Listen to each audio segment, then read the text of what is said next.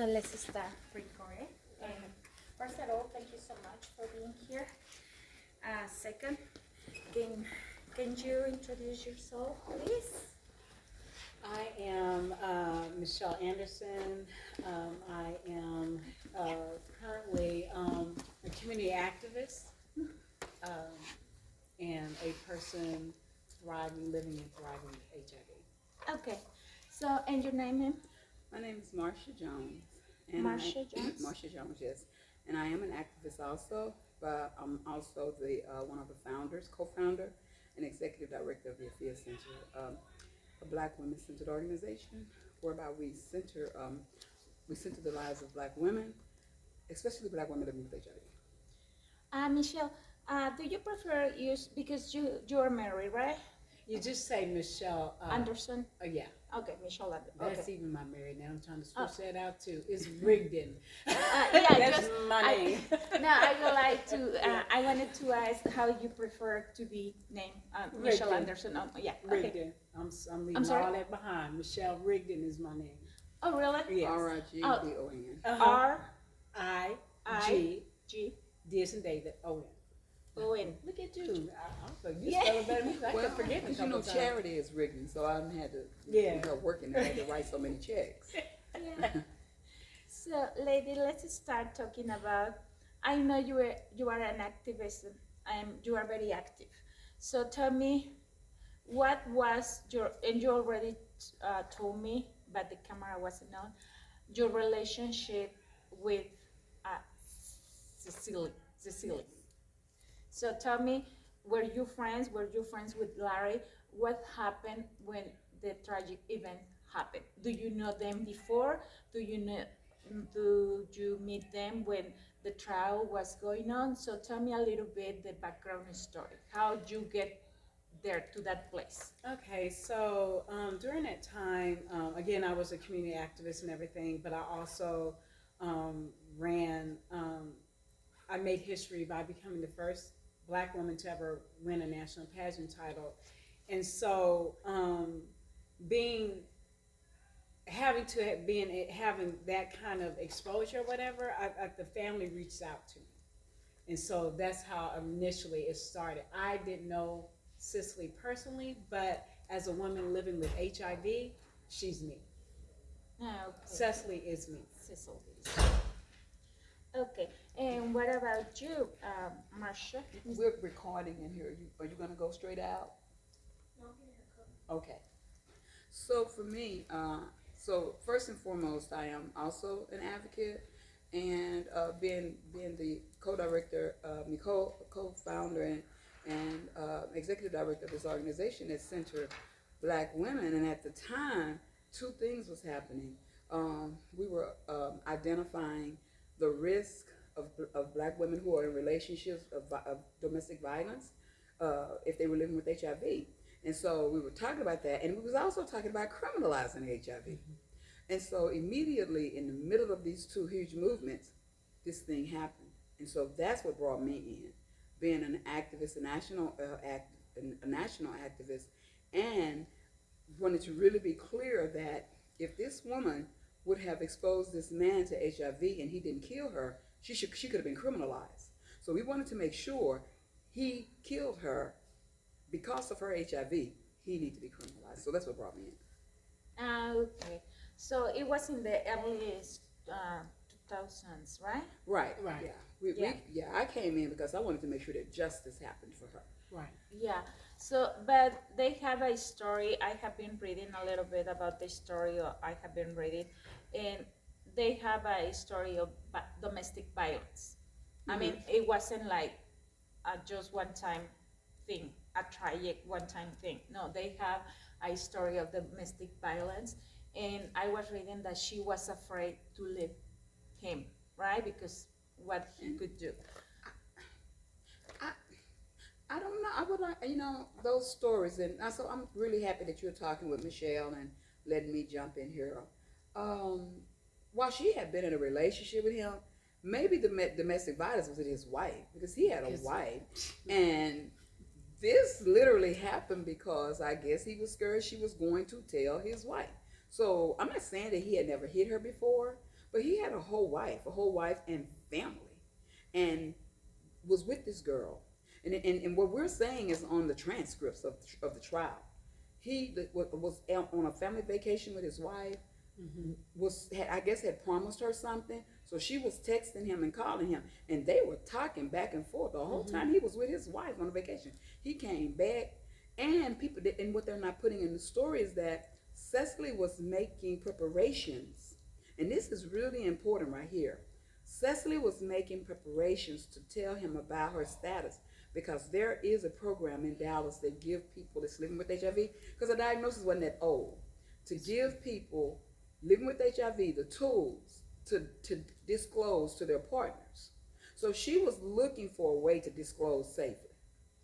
This is not a lie. I know this because the woman who ran that program said it. Remember Cora? Yeah. Said that's why Cora, like this just didn't impact us. Right. It impacted the whole HIV community because she was taking the necessary steps to let him know that she had a diagnosis. She just, I guess that back and forth that they was having while he was on vacation with his wife, he came back and I don't know, I can only surmise he probably may have thought this is not accurate right here. But I'm assuming he probably figured she was going to tell his wife, because that's the way in court, because we were there every single day. And that is the way it played out in court. And he literally, in the bed with her, get up to go to the kitchen and act like he's going to get water. That's right, yeah. And come back and stab her. And stab. So it wasn't this whole history of domestic violence going on. I'm not saying that at some point that as girlfriend and boyfriend he may have hit her and there may have been domestic violence, but we're not talking about years of domestic violence. To relate her HIV diagnosis was new, and her relationship with him was new. And I would like to say that we also provided that language where we said about domestic violence, because didn't nobody say it was domestic violence. We said you're the first person I've heard say that. You're the first person to say that. They were basically saying that she caused her own death. Yes. In court, it was said that she caused her death. Yes. It was so. It had got. They weren't even going to pay for her burial. She wasn't going to get crime victims was not going to pay for her burial. We were ready to pay for this girl's burial because they said she caused her death because she was HIV positive. Yes, this was, and like I said, we had spoken to other advocates across the country who was ready to come and stand with us. Yeah. And so what I did was to highlight what he did. Every woman living with us, every woman that worked with us living with HIV, we had them in that court. And it was funny because when we came in, we sat behind him. So people thought that we was his family, right? No, I knew he had to come in through that door and sit right there. And I wanted him to see women living with HIV. And they came in every day and they had ribbons on that they were HIV, that they were women living with HIV. And then behind them, there were men living with HIV who supported those women. And we were in that court every day, and they sat there because they wanted him to see what it looks like to be a woman living with HIV.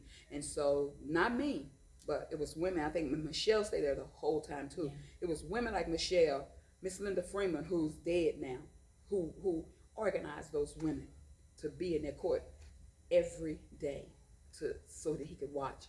And that's what turned that decision in the court, because he almost got off. He almost got off. And because I remember I was sitting there and he was talking to his attorney, and I think when he came back, he had a meeting with his attorney, and that is when things started to turn. And they changed his plea. Because of text messages was coming in. Yeah. Text, all kinds of stuff was, and everything was happening. Even the DA had reached out to me because I was sitting there, and the DA sent me a message. It kind of scared me. I was like, "Do I have any stuff out here?" And the DA was it was two young sisters, and it was one young sister and one young white girl.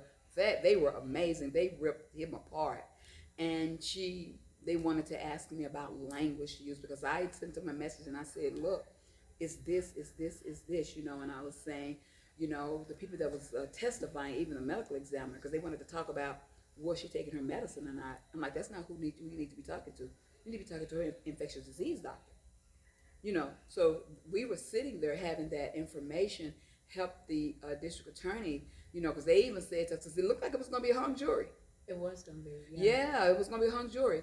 And surprisingly, there was this white man on the jury who refused to let this be a hung jury. He was like, I'm prepared to stay here forever. This is not going to be a hung jury. And the DA had asked me, she said, if this is a hung jury, because we're going to retry it again, if it's a hung jury, can we reach out to you to give us the language to fight this time? So yeah, it was, if it would not have been for these brave women, because I'm not a woman living with HIV, if it was not for these brave women like Michelle and Linda and Donna and so many of them who were ready to fight all the way, he may not have even been prosecuted, period. You know, I just really believe that he wouldn't have. If he hadn't changed his plea, he probably would have got off. He would have got off because the jury was literally believing. They criminalized her. She was on trial. Not Cecily Larry. was on trial. She was on trial. So she was dead, she was She the was- victim, and she was in On trial. trial. She was on trial.